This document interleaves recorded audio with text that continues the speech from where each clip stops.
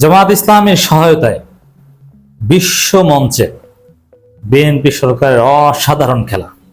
হ্যাঁ, এটা জামাতের সহায়তায়। জামাত সহযোগিতা না করলে ভারতের বিরুদ্ধে যেভাবে চোখে চোখ রেখে কথা বলছে, যেভাবে সমানে সমান খেলছে বাংলাদেশ সরকার, এটা বিএনপি সরকার পারত না। জামাত সহায়তা করে বলছে, কিভাবে পারতো না আমি এটা দেখাবো। দর্শক, আমরা দেখতে পাচ্ছি 55 বছর পর বাংলাদেশ স্বমহিমায় ঘুরে দাঁড়াচ্ছে। দর্শক, বাংলাদেশ এখন ক্লিয়ার কাট কথা বলতে পারছে। পররাষ্ট্র প্রতিমন্ত্রী হুমায়ুন কবিরের ভাষ্য, কোনো শর্ত নয়, দেশের মানুষের স্বার্থই প্রাধান্য। এই কথা, দেশের মানুষের স্বার্থই প্রাধান্য, এই কথা ভারতের সাথে সম্পর্কের ক্ষেত্রে অ্যাটলিস্ট বাংলাদেশের কোন সরকার 55 বছরের ইতিহাসে বলতে পারেনি এবং সে অনুযায়ী কাজ করতে পারেনি। বললেও কথার কথা, কিন্তু সে অনুযায়ী কাজ করতে পারেনি। কিন্তু বিএনপি সরকার এই কথা বলতে পারছে, সে অনুযায়ী কাজ করতে পারছে। দেশের মানুষের স্বার্থের বিষয়টা স্পষ্ট নয় বলে ভারত সফরে যাওয়া থেকে বিরত থাকতে পারছে। বাংলাদেশের স্বার্থের বিষয়টা নিশ্চিত যখন হবে তখনই ভারত সফরে যাবেন। তো দর্শক, এটা হচ্ছে বাংলাদেশ স্বমহিমা, মানে বাংলাদেশের মহিমা হবে বাংলাদেশ স্বাধীন। তারা বাংলাদেশের সাথে স্বাধীনভাবে পররাষ্ট্রনীতি অপারেট করবে। এটা বিশ্বমঞ্চে একটা খেলা। সারা পৃথিবী এখন দেখছে না, বাংলাদেশ এখন স্বাধীন পররাষ্ট্রনীতিতে গেছে। এখন বাংলাদেশকে ভারত বলে দাও, অথবা আমেরিকা ভারতকে বলো, তারপরে ভারত বাংলাদেশের মাধ্যমে কাজটা করাক, এটা এখন আমেরিকা মনে করে না। সবাই এখন দেখছে যে না, বাংলাদেশ তো এখন স্বাধীন পররাষ্ট্রনীতিতে। এখন তারেক সরকারের বিচ্যুতি হলে তখন আমরা তারেক সরকারের বিরুদ্ধে বলবো, but still now so far আমরা দেখতে পাচ্ছি বাংলাদেশ স্বাধীন পররাষ্ট্রনীতি অপারেট করছে।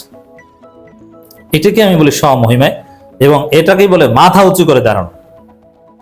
আমেরিকার রক্তচক্ষু ভয় করে না, কারণ চীন সফর, প্রথমে চীন সফর দিয়ে শুরু করুক, এটা মার্কিন যুক্তরাষ্ট্র কিছুতেই চায় না। এবং এই যে এলএনজি টার্মিনালে চীনকে ঢুকতে দিচ্ছে, এতে এই পিটার হাসের কোম্পানি এক্সিলারেট এনার্জি এরা অসন্তুষ্ট। এই কারণে এরা কৃত্রিম সংকট তৈরি করে। বাংলাদেশের সমুদ্রে চীনের প্রেজেন্স চীন কিছুতেই সহ্য করতে পারে না, যুক্তরাষ্ট্র কিছুতেই সহ্য করতে পারে না। যুক্তরাষ্ট্রের সাথে বাণিজ্য চুক্তি এখন পর্যন্ত কিন্তু কার্যকর করেনি। আমরা এটা অনেক সমালোচনা করেছিলাম। বিএনপি সরকারকে সাধুবাদ জানাই, নির্বাচনের 3 দিন আগে হওয়া বাণিজ্য চুক্তি এখন পর্যন্ত কার্যকর করেনি। এতে নিঃসন্দেহে ধন্যবাদ পাওয়ার যোগ্য। অনেকবার চাপ দিয়েছে যুক্তরাষ্ট্র যে কই বাণিজ্য চুক্তি কার্যকর করেন না কেন। প্রথম দিকে বলেছে না, আমরা সম্মান করি এই চুক্তিকে, কিন্তু এখন বেঁকে বসেছে। এবং চীনের সাথে যেভাবে এনগেজমেন্টে যাচ্ছে, তাতে ওই বাণিজ্য চুক্তি কার্যকরিতা থাকে না। এবং ওখানে এক্সিট ক্লজ আছে, সেই এক্সিট ক্লজের মাধ্যমে ওখান থেকে বের হয়ে যাওয়ার রাস্তা খুঁজছে বিএনপি সরকার। তো এটাকেই বলে স্বাধীন পররাষ্ট্রনীতি, এটাকেই বলে স্বমহিমায় মাথা উঁচু করে ঘুরে দাঁড়ানো। দর্শক, এখন একটু বুঝাই যে জামাতের সহায়তায় এই খেলা খেলতে পারছে, এটা কিভাবে।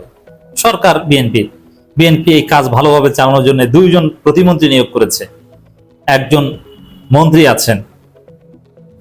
এখানে জামাতের সহায়তাটা লাগে কোথায়, এই হিসাবটা বুঝতে হবে।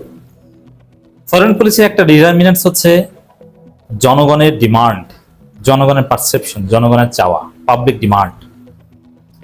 তো জনগণ যদি কোনো একটা বিষয় সমর্থন করে, আর জনগণের কি চায় বা চায় না, এটা মূলত কোন একটা সরকার ক্ষমতায় থাকলে তখন বিরোধী দলের মাধ্যমে প্রকাশিত হয়। কারণ মাঠে থাকে বিরোধী দল, সরকারি দল তো মাঠে থাকার কথা না। সরকারি দল মাঠে নামলে ওটা বিরোধী দলকে ঠেকানোর জন্য নামে। এই যে বিএনপি এখন মাঠে কোনো কর্মসূচি আছে নাই, আছে কার? জামাতের। বিএনপিতে সরকার। তারপরে জনগণ কি চায়, এটা মূলত বিরোধী দলের মাধ্যমে মাপা হয়। তো বিএনপি সরকার যা করছে, এতে জনগণ সমর্থন করছে, যার ফলে একটা সার্ভেতে উঠে এসেছে যে জামাতের 65% লোক তারেক রহমানকে সমর্থন করে, 65.5% লোক। ফরেন পলিসির একটা ডিটারমিনেন্ট পাবলিক ডিমান্ড। এই পাবলিক ডিমান্ডটা বিরোধী দলের মাধ্যমে দৃশ্যমান হয়। তো এখানে বিরোধী দল যা চাইছে, যেভাবে চাইছে, তারেক রহমান ওইটাই চাইছে, ওইভাবেই খেলছেন। এই এক সহায়তা। এর চাইতে বড় সহায়তাটা বুঝতে হবে অতীতে যেটা হয়েছে, এবার হিসাবটা মিলান। যেমন ভারত বাংলাদেশ নিয়ে গভীর খেলায় মত্ত হয়েছে। এখন আওয়ামী লীগ আওয়ামী লীগের লোকজনের বিশ্লেষণ যদি শুনেন, আমি শুনি মাঝে মাঝে, যেমন আপনি শুনবেন যদি সময় পান, নবনীতা চৌধুরী, মঞ্জুর আলম পান্না, আনিস আলমগীর, মাসুদা ভাট্টি,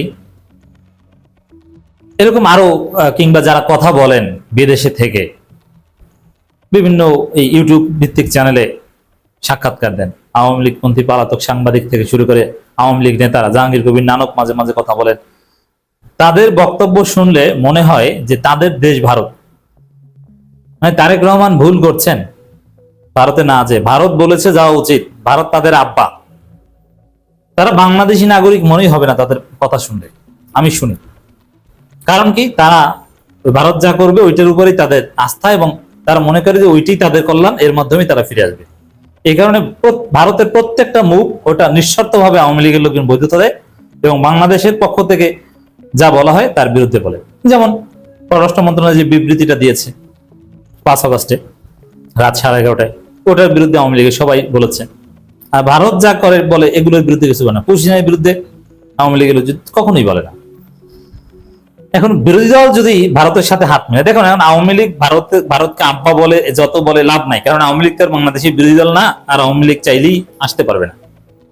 বরং আওয়ামী লীগের উপর নিষেধাজ্ঞা উঠিয়ে নিলেও এখন বিরোধী দল হতে পারবে না, এত সোজা না, কঠিন, হয়তো ষড়যন্ত্র করে বানানোর চেষ্টা করা হবে, বাট স্বাভাবিকভাবে জনগণের কাছে ওইভাবে গ্রহণযোগ্য হবে না।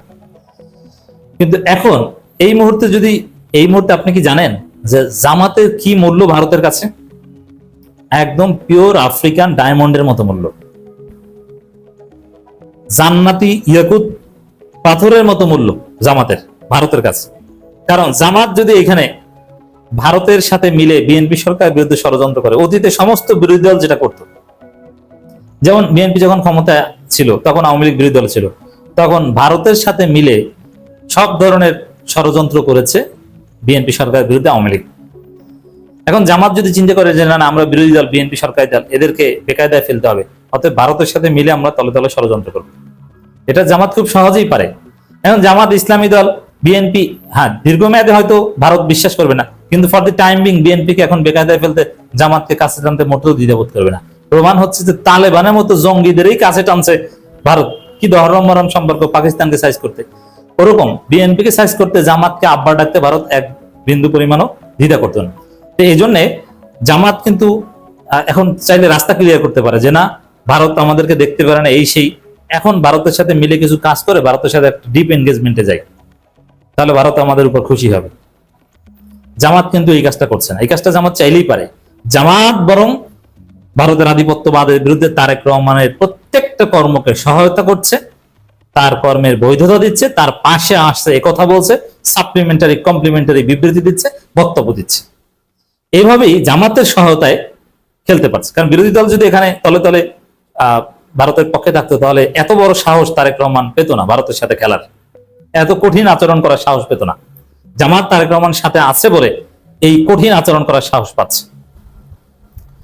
দর্শক, হুমায়ুন কবির আরো কিছু কথা বলেছেন। শেখ হাসিনা 5 আগস্টের বক্তব্য যে বাংলাদেশের মানুষের আবেগের আঘাত এনেছে, সেটা ভারত নোট করেছে, এটা গুড সূচনা বলা যায়। প্রধানমন্ত্রীর সফর তো কোনো খেলা না, এর জন্য গ্রাউন্ড ওয়ার্ক দরকার, সেটা করা হচ্ছে। এই যে কঠিন কথাগুলো বলতে পারছে, জোরালো কথাগুলো বলতে পারছে, এটা জামাতের সহায়তার ফলে বলতে পারছে।